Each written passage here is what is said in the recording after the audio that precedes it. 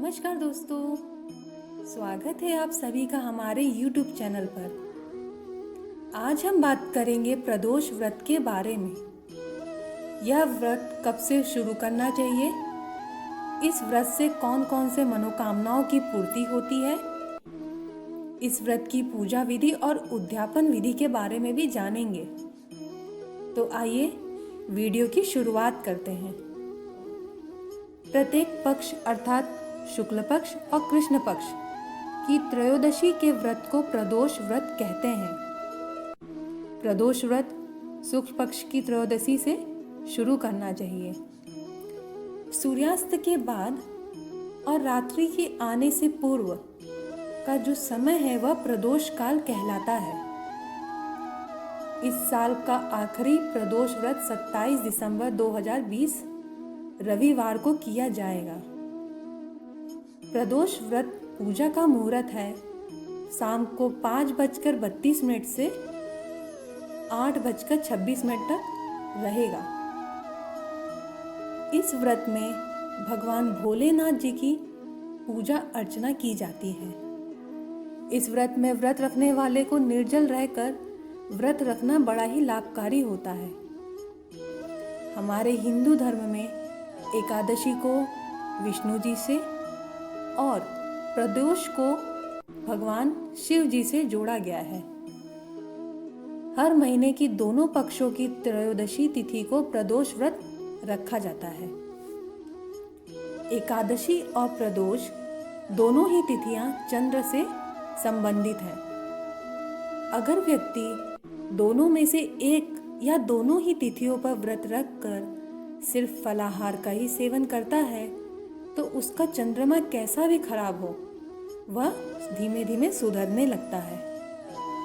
माना जाता है कि चंद्र के सुधार से शुक्र और बुध यह तीनों ग्रह सुधर कर व्यक्ति को शुभ फल देते हैं। चंद्र से धन संपत्ति, शुक्र से स्त्री सुख और ऐश्वर्य और बुध से नौकरी एवं व्यापार में लाभ मिलता है। पुराणों के अनुसार जो व्यक्ति एकादशी या प्रदोष का व्रत करता रहता है वह जीवन में कभी भी संकटों से नहीं घिरता और उनके जीवन में धन और समृद्धि बनी रहती है। प्रदोष को प्रदोष कहने के पीछे एक बड़ी ही रोचक कथा जुड़ी हुई है। जब चंद्रदेव को क्षय रोग हुआ था जिसके चलते उन्हें बड़ा ही कष्ट हो रहा था, तब भगवान शिव ने वह दोष के निवारण के लिए उन्हें त्रयोदशी के दिन पुनः जीवन प्रदान किया। अतः इसे प्रदोष कहा जाने लगा। प्रदोष व्रत से मिलने वाले फल अलग अलग दिनों के अनुसार प्रदोष व्रत के लाभ भी प्राप्त होते हैं। रविवार को पड़ने वाले प्रदोष व्रत से आयु वृद्धि तथा अच्छा स्वास्थ्य प्राप्त होता है। सोमवार के दिन त्रयोदशी व्रत रखने से आरोग्य और सारी इच्छाओं की पूर्ति होती है। वह मंगलवार के दिन व्रत रखने से रोगों में से मुक्ति मिलती है।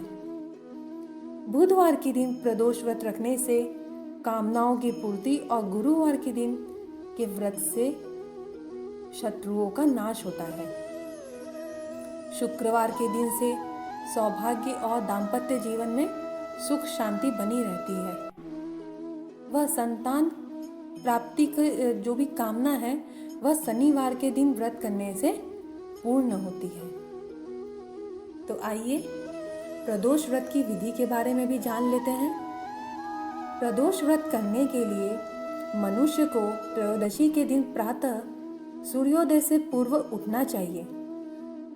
अपने नित्य कर्म से निवृत्त होकर भगवान श्री भोलेनाथ का ध्यान और जप करना चाहिए।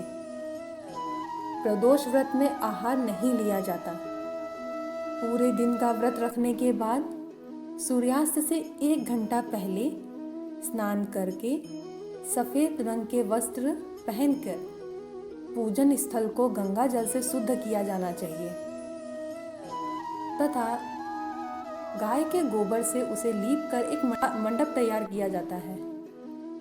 इस मंडप में 5 रंगों का उपयोग करके एक रंगोली बनाई जाती है। यहाँ भगवान शिव की प्रतिमा को विराजित करना चाहिए।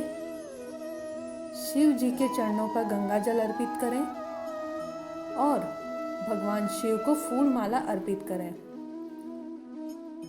भोलेनाथ जी को चंदन लगाएं। इसके बाद उन पर धतूरा और भांग चढ़ाकर धूप दीप और अगरबत्ती जलाएं। और आप मौसमी फल भी चढ़ा सकते हैं। इस व्रत में कुशा के आसन का प्रयोग किया जाता है। इसके बाद उत्तर पूर्व दिशा की ओर मुख रखकर भगवान भोलेनाथ का ध्यान करना चाहिए। पूजन में ओम नमः शिवाय का जाप करते हुए शिव जी को जल चढ़ाना चाहिए। व्रत के उद्यापन 11 या फिर 26 त्रयोदशी तक रखने के बाद व्रत का उद्यापन करना चाहिए। व्रत का उद्यापन त्रयोदशी तिथि पर ही करना चाहिए। उद्यापन विधि में उद्यापन से एक दिन पहले भगवान गणेश जी का पूजन करना चाहिए। सुबह जल्दी उठकर मंडप बनाकर उसे वस्त्रों और रंगोली से सजाकर ओम उमा सहित शिवाय नमः मंत्र का एक माला अर्थात 108 बार जप करते हुए हमें हवन करना चाहिए। हवन समाप्त होने के बाद भगवान भोलेनाथ की आरती व शांति पाठ करना चाहिए और अंत में 2 ब्राह्मणों को भोजन कराकर अपने सामर्थ्य के अनुसार दान दक्षिणा देकर आशीर्वाद प्राप्त किया जाता है। यदि व्यक्ति श्रद्धा और विश्वास के साथ प्रदोष व्रत रखता है तो भगवान भोलेनाथ प्रसन्न होकर उसकी सभी मनोकामनाओं की पूर्ति करते हैं। तो दोस्तों, कैसा लगा ये वीडियो? प्लीज़ हमें कमेंट बॉक्स में कमेंट करके ज़रूर बताएं। और आज का वीडियो ये पसंद आए तो वीडियो को लाइक करें, शेयर करें और हमारे चैनल को सब्सक्राइब करें। धन्यवाद।